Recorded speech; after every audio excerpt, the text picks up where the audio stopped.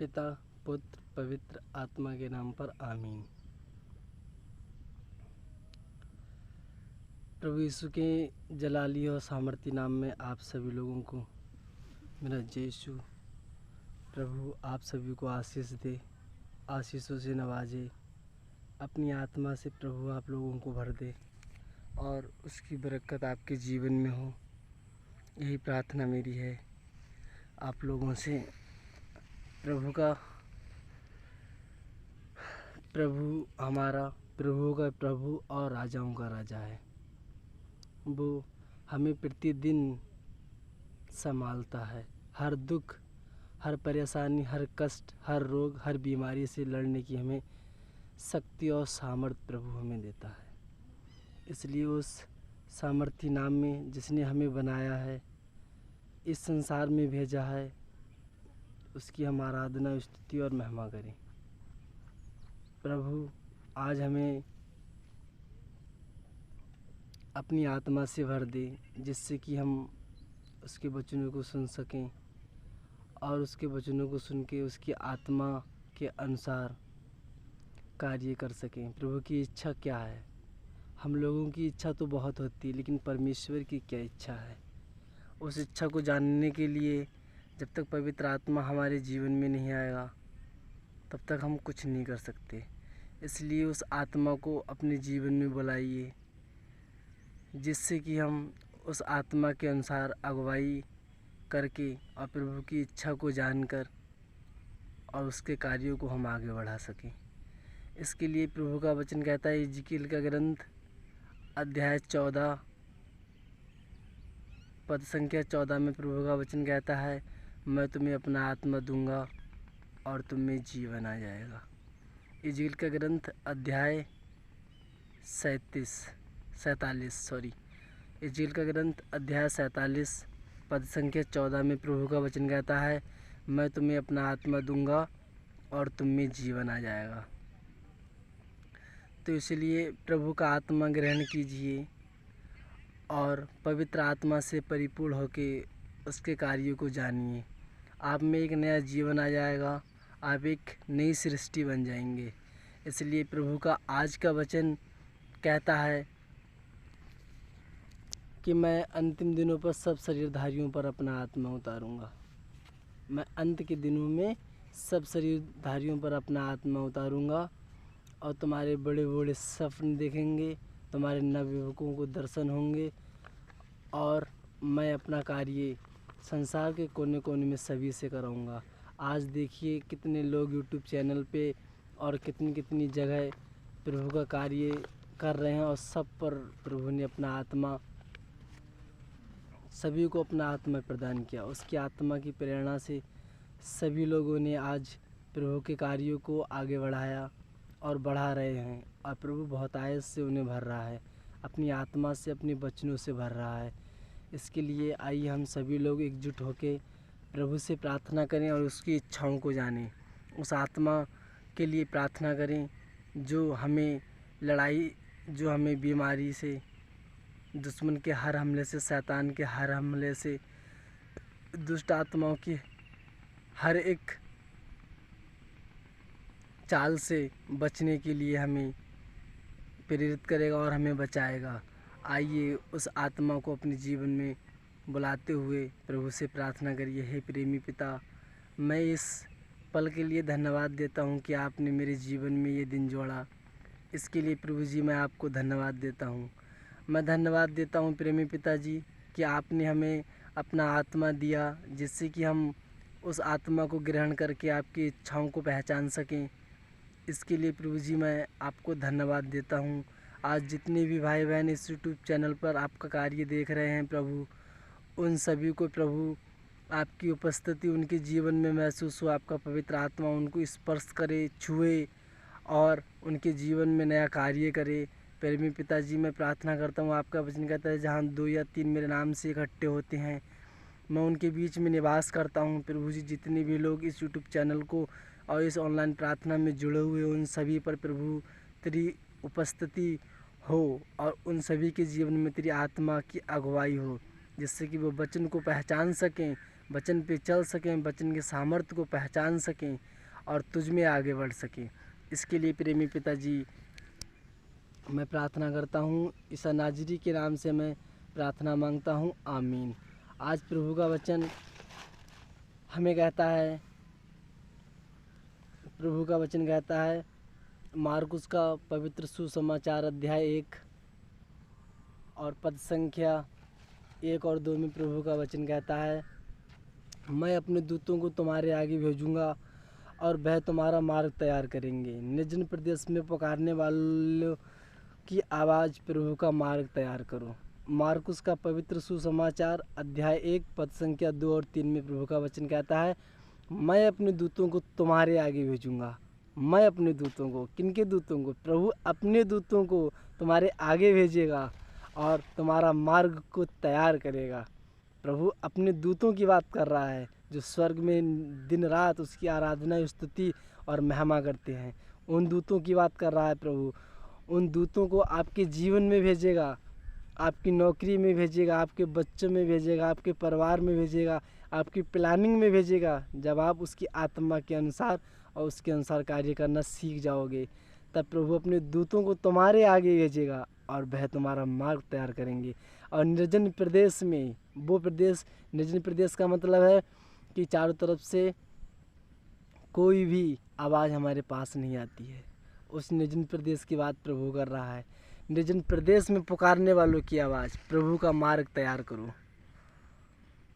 निर्जन प्रदेश में पुकारने वालों की आवाज़, प्रभु का मार्ग तैयार करो, क्योंकि प्रभु आने वाला है।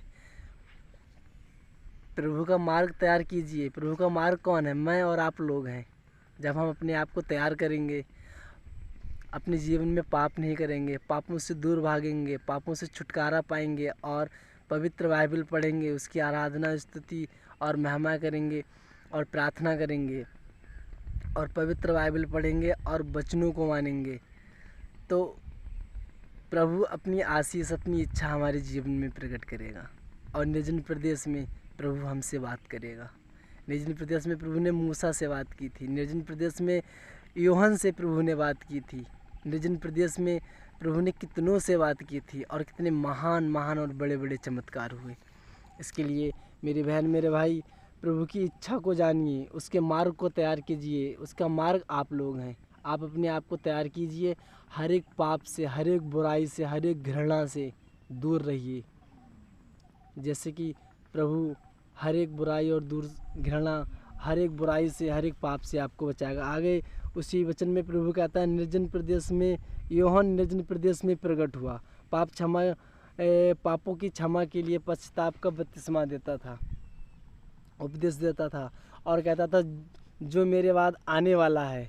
आगे उसी वचन में प्रभु कहता है, जो मेरे बाद आने वाला है, मैं उसके जूते का फीता खोलने के योग्य नहीं हूँ। जो आने वाला है, मैं उसके जूते का फीता खोलने के योग्य नहीं हूँ। तो इसलिए पश्चाताप करो, पश्चाताप करो, अपने पापों की क्षमा के लिए पश्चाताप करो। आपने किसी से लड़ाई, किसी से झगड़ा किया है, किसी को गाली दी है, किसी की गलत दृष्टि से देखा है, लड़कियों के पीछे भागा है या अपने जीवन में पाप किया है, उन पापों के लिए पश्चाताप कीजिए और पश्चाताप कीजिए उन पापों के लिए और प्रभु का मार्ग तैयार कीजिए और अपने को प्रभु के मार्ग के लिए तैयार कीजिए। आज का वचन प्रभु का यही कहता है, समय पूरा हो चुका है, समय पूरा हो चुका है, ईश्वर का राज निकट आ गया है। पश्चाताप करो, सुसमाचार में विश्वास करो। समय पूरा हो चुका है, समय पूरा हो चुका है, समय पूरा हो चुका है,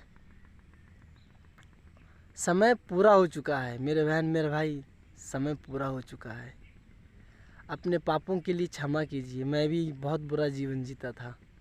मैं लड़कियों के पीछे भागता था, नशा शराब का सेवन करता था और मैं माता पिता की आज्ञाओं को नहीं मानता था। तो मेरा जीवन बहुत ही बुरा था। मैं बीमारियों से लदा हुआ था।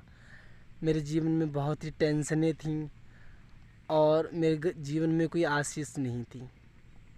और मैं अनुग्रह आश्रम में, मैं चर्च में भी काम काफ़ी दिनों से किया, लेकिन वहाँ भी मुझे कोई आशीष नहीं मिली और मैं वहाँ से निराश होकर लौट आया।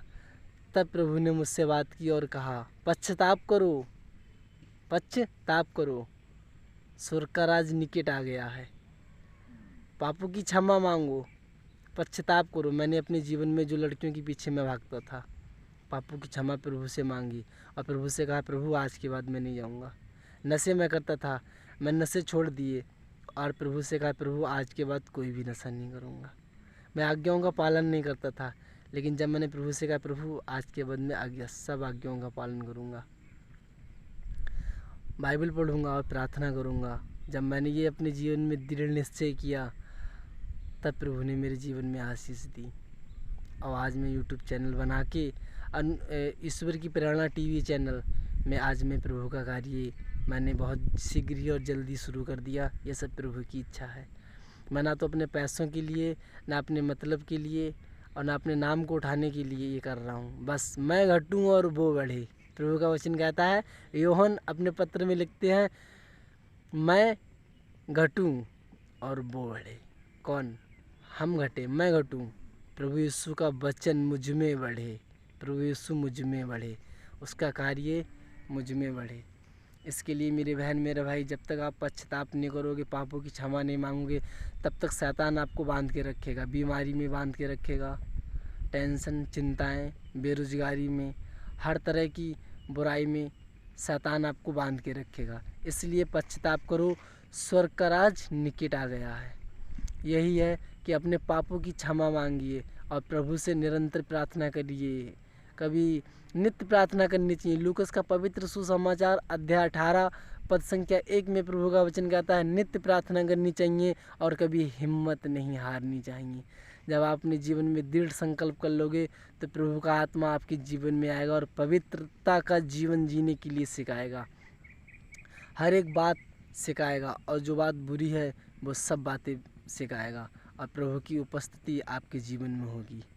चलिए आइए हम प्रार्थना करते हैं और प्रार्थना की ओर चलते हैं और अगले वीडियो में मिलेंगे एक नए वचन के साथ, प्रभु के एक नए संदेश के साथ। आइए, हे प्रेमी पिताजी, जितने भी भाई बहन इस यूट्यूब चैनल को देख रहे हैं प्रभु, उन सभी पर प्रभु तेरी आशीष हो, तेरा आत्मा उन सभी पर छा जाए और पश्चाताप अपने जीवन में वो पश्चाताप करें, जो भी उन्होंने घोर पाप किया है और जो भी उन्होंने अपने जीवन में बुरा से बुरा किया है, जिससे कि वो अपने पापों से बंधे हुए हैं, पापों के बंधनों से बंधे हुए हैं।